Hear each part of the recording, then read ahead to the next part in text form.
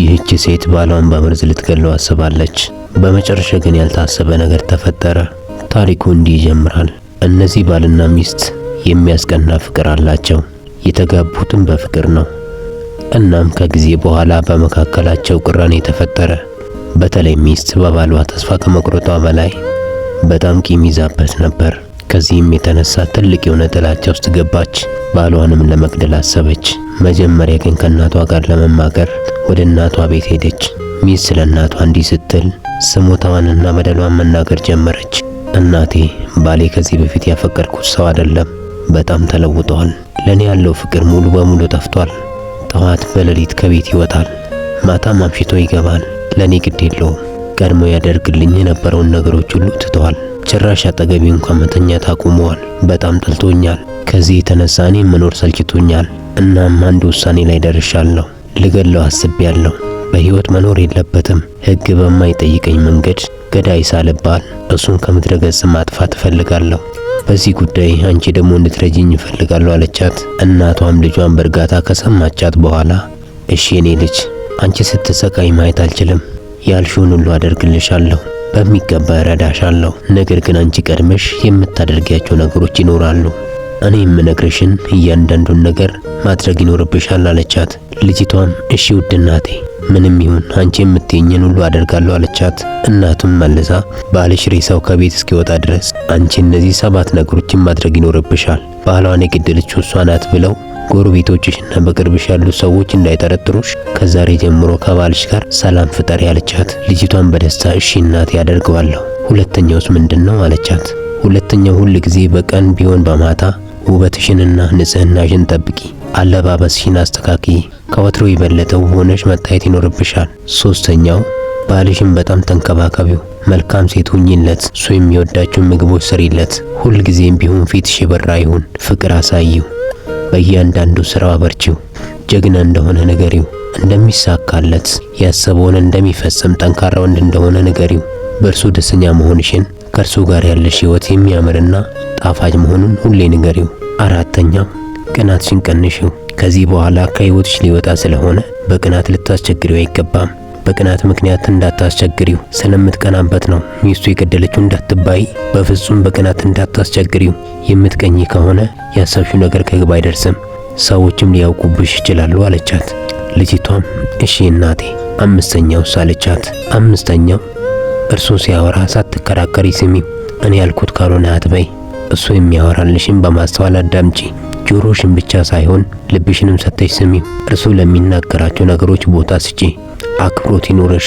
ቃሉን እንደ ንጉሥ ቃል ተቀበይ፣ ንግግሩንም አታጣጥይ። ስድስተኛ ገንዘብ አታባክኚ። እሱ ከሚሰጥሽ ላይ ገንዘብ አትደብቂ። እንደውም ከቻልሽ ገንዘብ እንዳትጠይቂው። ያለሽን አብቃቅተሽ ለቤት ውስጥ ወጪ ተጠቀሚ። በእያንዳንዱ አጋጣሚ ሰበብ እየፈለግሽ ገንዘብ አትጠይቂው። የሚበላ የሚጠጣ የለም እያልሽ ገንዘብ እንዳትጠይቂው። ሰባተኛው ከእርሱ ጋር ስትነጋገሪ አትጩሂ፣ ድምፅ አታሰሚ። በቀስታና በፍቅር በአክብሮት ለማውራት ሞክሪ። ከዛሬ ጀምሮ ጎረቤቶችሽ ድምፅሽንና ጩኸትሽን እንዳይሰሙ ረጋ ብለሽ አውሪ። ከእርሱ ጋር ስታወሪ የፍቅር ቃላትን ተጠቀሚ፣ ኃይለ ቃል እንዳትጠቀሚ። እነዚህ ነገሮችን የምታደርጊው እስከምትገላገዩ ነው። እስከሚሞቱበት ቀን ድረስ እነዚህን 7 ነገሮችን ማድረግ ይኖርብሻል። እናቷም እንደገና አንዲት ጥያቄ ጠየቀቻት። ልጄ እነዚህ 7 ነገሮችን ሳታዛንፊ አንድ ማድረግ ትቻለሽ አለቻት። ልጅቷም አዎ እናቴ፣ እርሱ ብቻ ይሞትልኝ እንጂ እያንዳንዱን በየቀኑ ባለመሰላቸት አደርገዋለሁ አለቻት። እናትም ወደ ጓዳ ገባች። አንዲት ትንሽዬ ብልቃጥ አምጥታ ሰጠቻት። ይህንን በየቀኑ እርሱ በሚበላበት ምግብ ውስጥ በትንሹ እያረግሽ ስጪው። ይሄ በየቀኑ ሰውነቱን እያመነመነ በቀስታ ይገለዋል አለቻት። ልጅቷም ደስ ብሏት ብልቃጡን ይዛ ወደ ቤቷ ገባች። ከዚያ ቀን ጀምሮ ከእናቷ የወሰደችውን መርዝ የባሏ ምግብ ውስጥ እየጨመረች መስጠት ጀመረች። ለ1 ወር ባለማቋረጥ እናቷ የነገረቻትን ሁሉ እያደረገች መርዙንም ምግብ ውስጥ እየጨመረች ቆየች። ከ1 ወር በኋላም ልጅቷ ወደ እናቷ ቤት ተመልሳ መጣች። እናቷንም እንዲህ አለቻት፣ እናቴ ያሰብነው የተሳካ አይመስለኝም። እያደረግኩ ያለሁትን አውቆ ይሁን ብቻ አልገባኝም። በጣም የተለየ ሰው ሆኗል። ንግግሩ በጣም ይለያል። የኔ ፍቅር፣ የኔ ማር፣ የኔ ንግስት፣ የኔ ሁሉ ነገር፣ የኔ ህይወት፣ በምድር ላይ እንዳንቺ አይነት ሴት የለችም። አንቺ አምላክ ስጦታ ነሽ ለኔ እያለኝ ነው። ጸባዩ በጣም ተለወጠብኝ። ከዚህ በፊት የማላውቀውን አይነት ፍቅር እየሰጠኝ ነው። ብቻ እኔ እንጃ ፈራው አለቻት። እናቷም ልጄ መርዙን እየሰጠሽ ነው አይደል አለቻት። ልጅቷም ከዓይኗ እንባ እየፈሰሰ አዎ እናቴ በየቀኑ እየሰጠሁት ነው እናቴ። አሁን ላይ ግን በፍጹም ላጣው የማልፈልገው አይነት ባል ሆነዋል። በፍጹም እንዲሞትብኝ አልፈልግም። እባክሽ የመርዙ ማርከሻ ካለሽ ስጭኝ እባክሽ እናቴ፣ እርሱም ማጣት አልፈልግም። በዛ ላይ እኔ ቀድሜ በጸጸት ልሞት ነው አለቻት። እናቷን መልሳ ልጄ በብልቃጥ የሰጠውሽ መርዝ አልነበረም፣ የእርድ ዱቄት ነበር። ነገር ግን በዚህ መንገድ ቀስ በቀስ የባልሽን ፍቅርና እንክብካቤ መለሰሽ እንድታገኝ ብዬ የተጠቀምኩበት መላ ነው።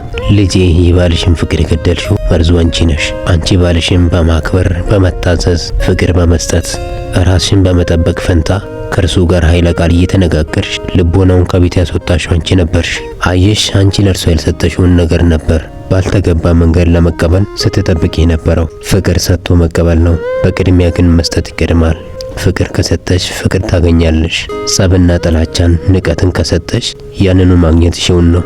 ስለዚህ አንቺ ውስጥ ያለውን መርዝ ሙሉ በሙሉ ካስወጣሽ በመካከላችሁ የነበረው ጥላቻም ድጋሚ አይመጣም። ልጅቷን በእናቷ ምክር እየተገረመች በትልቅ ደስታ ወደ ቤቷና ወደ ባሏ ለመግደል ለመኖር ሳይሆን በፍቅር ለመኖር ተመለሰች። ከዚህ ታሪክ የተማራችሁትን በኮሜንት አስቀምጡልኝ። ለዚህ ቻናል አዲስ የሆናችሁ ሰዓቱ አሁን ነውና ሰብስክራይብ አድርጉ፣ ቪዲዮንም ላይክ አድርጉ።